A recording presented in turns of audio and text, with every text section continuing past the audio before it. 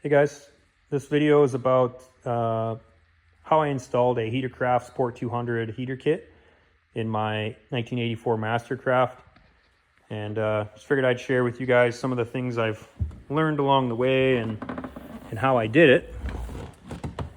So we'll start off with plumbing. My supply line to the heater, or hot water out of the engine, comes out of the intake manifold here with a 90-degree brass fitting. And then there's a standard 5/8 heater hose fitting threaded into that. So your temp sender on this engine, it's a PCM, marinized 351 Ford, is on the other side, and there happened to be a port in my intake here. So tapped into that to get my water out, my hot water out. And I put on a valve here just to shut the water off during the summer if it's really hot out. I just didn't really want to be pumping hot water up to the heater core in the dash, even though it's not running. You're just making a hot thing up under the dash to make everything more hot. So I shut this valve off when I'm not going to use the heater for a while in the middle of the summer. And that hose just runs into the bilge up under the bow. My return line comes up this side and has a pre-bent 90 that I bought from an auto parts store, and runs into the bottom port of this water pump here. So that is where a heater core return would go if this engine was in a car, like when Ford was putting these in whatever pickups and all that kind of stuff. This would always be the heater core return port. This port, I believe, would work as well. And if you have a stock engine that So this particular pump actually is a Sierra replacement pump. I rebuilt this engine and put a new water pump on it. I believe the original water pumps that came on these PCM Ford engines and the Mastercrafts had this lower port plugged or not threaded to where there's not an option to put a fitting there. But this one is threaded. And I think you could use this one, but it's more of a problem with this elbow. And for that reason, originally, when I put this in before I rebuilt my engine and did a water pump, I actually ran it to the bottom of this recirc elbow here. So there's a drain fitting here for when you're winterizing your boat. And I hooked my return line there, and that worked pretty good. But we did have some like issues at idle where it just wouldn't make a lot of heat. So I'd pull a skier and we'd be making great heat. And then when we'd stop and idle around, we're changing skiers or whatever, the heat would kind of die off. And sometimes I'd have to rev up the engine a little bit if we wanted the heat. And we weren't getting the water circulation like we needed. So I had considered putting in an electric water pump to push water. And those are kind of expensive. I think they're a couple $100 or something.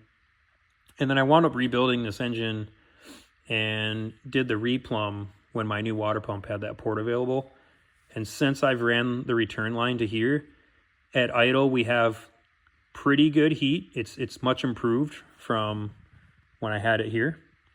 And then when we're underway, I think the heat's even better than it ever was. So I'm really happy with this plumbing configuration. Having the return line here did work.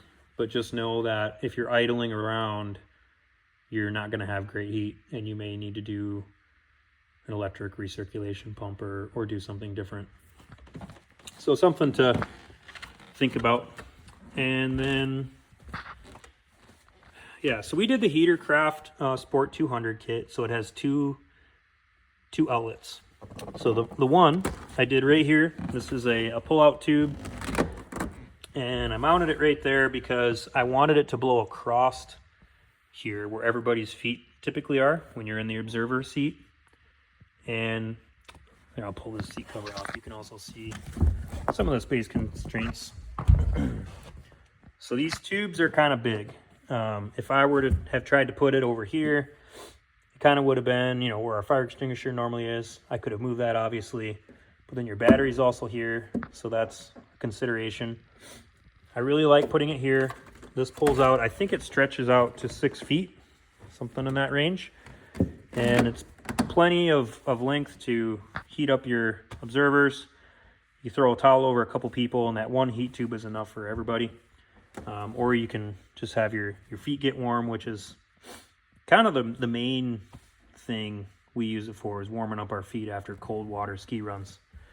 So I routed that tube along the perimeter here just to keep it out of the way so we could still use this space for storage.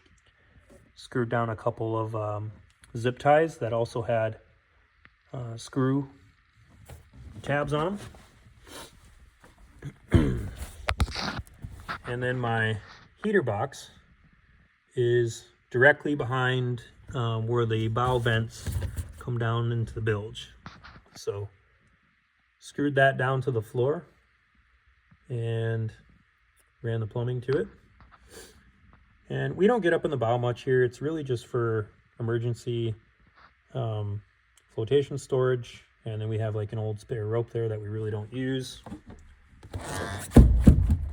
And then I mounted my switch right here next to the driver. I didn't want to put anything in my dash, really.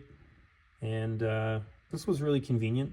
So I put my switch right there and went ahead and put a fuse block, much like you would see on the dash. In fact, it's the exact same one. And then just ran it straight to the battery. And my battery happens to have these threaded posts, so just made up some connectors and put it there. For my second heat outlet, I don't know if you can tell, but so there's my heat box there, the gray box, and then I've got a heater outlet here. And I just took a piece of aluminum and bent it into an L shape and used a hole saw to cut a hole in it and put this heater vent, which closes. This one doesn't extend out, it's just a fixed vent.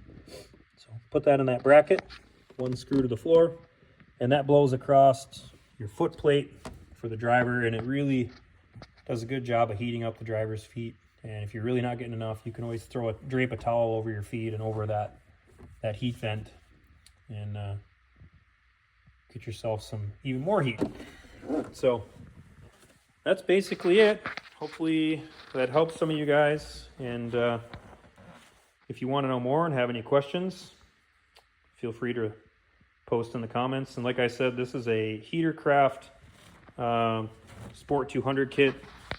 And actually, I should mention, I went to the 3-speed switch, and the kit normally comes with a 2-speed. The fan is wired for 3 speeds, and you can choose which of those 3 you use. Even if you had a 1-speed switch or a 2-speed switch, you just choose which speeds you want to use on the fan. I paid a little extra for the 3-speed, and I don't think it was really worth the money. I would just stick with the 2-speed they give you. That's probably the reason why that's what comes with the kit. But if you wanted to use the 3-speed, I guess it's there. I got 3 speeds. If you had 2, I've got 1 more. Anyway, thanks for watching, and have fun skiing out there.